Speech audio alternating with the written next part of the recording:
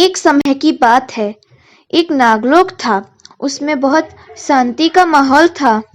और इस तरफ नागलोक से नागिन इंदुमती अपनी माँ कमलावती से कहती है, हे माँ, मेरा विचार है कि मैं धरती पे जाऊं और देखूं कि धरती के लोग धरती पर कैसे रहते हैं। तो फिर उसकी माँ कलावती ने कहा, ठीक है पुत्री, तुम जाओ।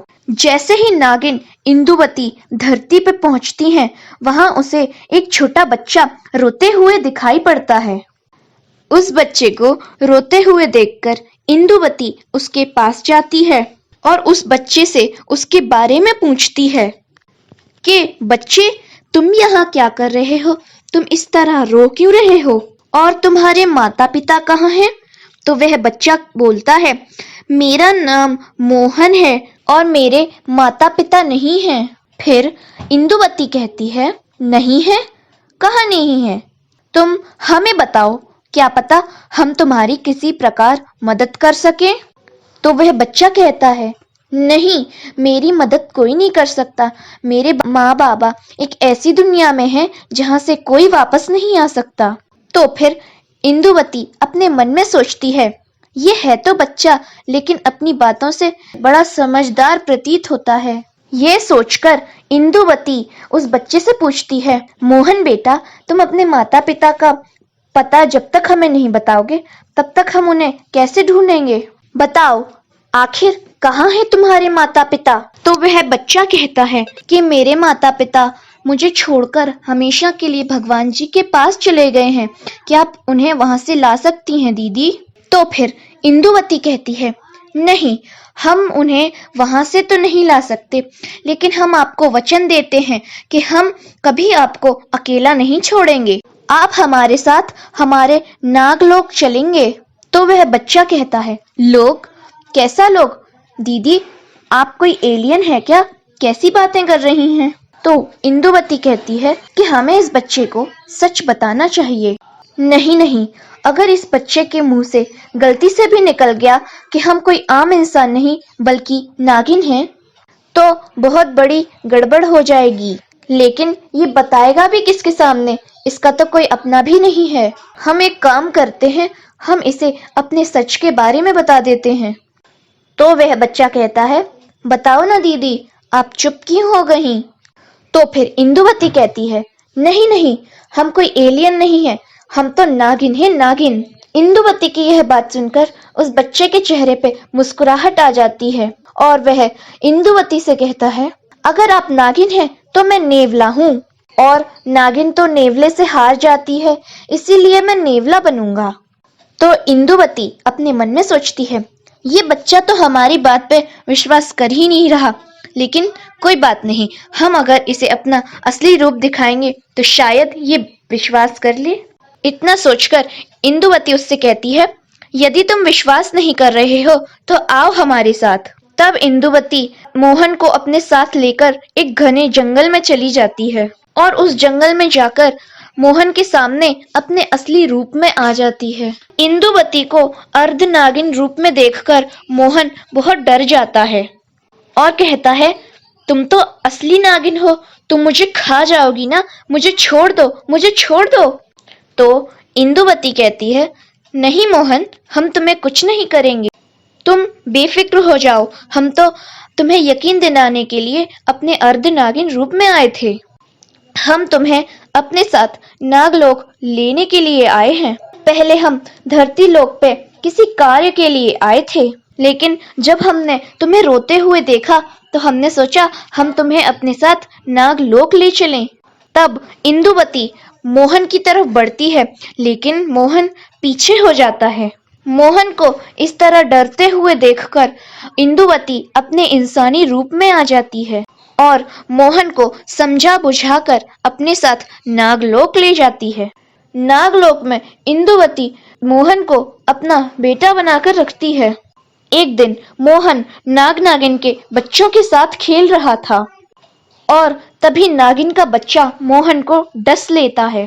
तो फिर मोहन आवाज दे दे के अपनी माँ यानी इंदुवती को बुलाने लगता है कि माँ, मेरा हाथ, मेरा हाथ। उसकी यह आवाज सुनकर पूरा नागलोक वहां आ जाता है और इंदुवती भी मोहन के पास आती है और देखती है कि मोहन के हाथ से खून निकल रहा होता है और उसका हाथ चारों तरफ से नीला पड़ गया होता है। यह सब देखकर इंदुवती कहती है, हे भगवान, इस बच्चे ने तो मोहन को डस लिया और ये तो इंसानी बच्चा है, कहीं इसके शरीर में जहर न फैल जाए। हम ऐसा नहीं कर सकते, इसे बचाना होगा।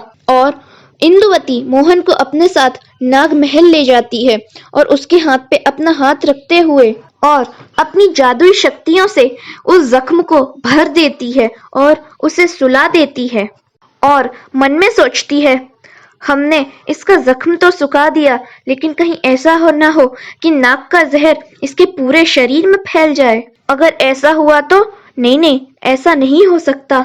मुझे इसके शरीर में जहर फैलने से रोकना होगा, पर कैसे? मुझे नाग रानी के पास जाना होगा और इसका समाधान निकालना होगा। इंदुवती अपने नाग रूप में आ जाती है और वहां से गायब हो जाती है। कुछ समय बाद वह नाग रानी के पास पहुंच जाती है और कहती है, नाग रानी को हमारा प्रणाम। नाग रानी, हमें बहुत ही महत्वपूर्ण विषय में आपसे बात करनी है। तो नाग रानी कहती हैं, हाँ इंदुवती, बताओ तुम्हें क्या बात करनी है। तो इंदुवती कहती है, नाग रानी, वो हम मझधार में फंसे हैं, हमें समझ नहीं आ रहा कि हम क्या करें। तो फिर नाग रानी कहती हैं, इंदुवती, तुम हमें जब तक बताओगी नहीं तब तक हम उस मझधार का क्या समाधान करेंगे। नाग रानी की बात सुनकर इंदुवती उन्हें सारी बात बता देती है।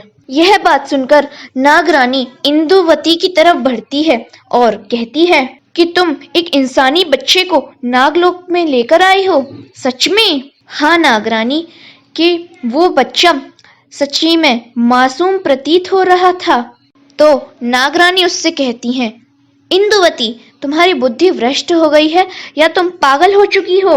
तो इंदुवती कहती है, अर्थात नागरानी, ना तो हमारी बुद्धि भ्रष्ट हुई है और ना ही हम पागल हो चुके हैं, वो तो हम उस बच्चे को रोता हुआ नहीं देख पा रहे थे, इसलिए। तो नागरानी कहती हैं, ठीक है इंदुवती, हम तुम्हारी ममता पर कोई शक नहीं करेंगे और हम उस बच्चे के शरीर से सारा जहर भी निकाल देंगे, परंतु उसके लिए उस इंसानी बच्चे को यहाँ लाना पड़ेगा। इंदुवती के चेहरे पे रहस्यमयी मुस्कान आ जाती है और वह वहां से चली जाती है। नागरानी अपने महल में इंदुवती का इंतजार कर रही होती हैं। कुछ समय के बाद इंदुवती मोहन के साथ उस महल में आती है। वो उतने बड़े महल में सिर्फ नाग रानी को ही देखती है और उनसे कहती है, माफ करना नागरानी, हमें आने में समय लग गया। तो महारानी कहती हैं, कोई बात नहीं इंदुवती, वो इंसानी बच्चा है कहाँ? लाओ दिखाओ हमें, हम देखें तो सही कि उसके शरीर में जहर फैला है कि नहीं। नाग रानी के इतना बोलते ही मोहन इंदुवती के पीछे से चल के आता है और अपना हाथ नाग रानी के हाथ में देता है। जैसे ही नाग रानी मोहन का हाथ पकड़ती है और आंखें बंद करती है कि तभी उसे एक झलकी नजर आती है। नागरानी अचानक से ही अपनी आंखें खोल लेती हैं और एक टक लगाए मोहन की तरफ देखती रह जाती हैं कि तभी इंदुमती पूछती है, क्या हुआ महारानी? ये बात सुनकर नागरानी इंदुवती से कहती है, कौन हो तुम? तो फिर इंदुवती कहती है, मैं आपकी नागलोक की इंदुवती हूँ, आप ये कैसी बातें कर रही हैं? तो फिर नागरानी पूछती है, ये बच्चा कौन है? तो इंदुवती कहती है, आपको क्या हो गया है? आप ये कैसी अजीब हरकतें कर रही हैं? मैंने आपको कुछ समय पहले ही बताया था कि मोहन एक इंसानी बच्चा है। तो फिर नागरानी कहती हैं, नहीं, ये कोई इंसानी बच्चा नहीं है इंदुवती। अगर ये इंसानी बच्चा होता तो इसके अंदर अब तक जहर फैल चुका होता और हमें आभास भी हो रहा है कि ये कोई मामूली बच्चा तो नहीं है। फिर उसके बाद नागरानी कहती हैं, देखा, मैंने कहा था ना, ये कोई मामूली बच्चा नहीं है, कि देखो वो बच्चा गायब हो गया।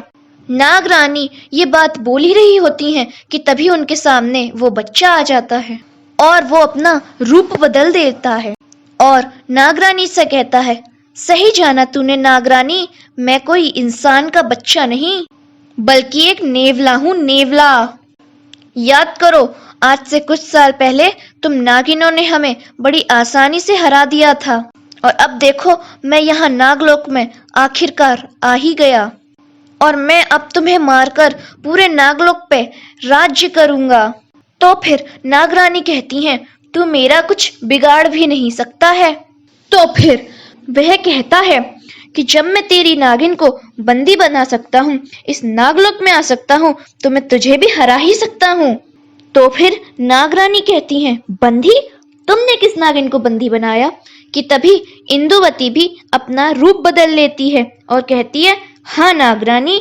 तो फिर नागरानी उसे देखकर कहती हैं, चंपा तुम यहाँ कैसे आ गई?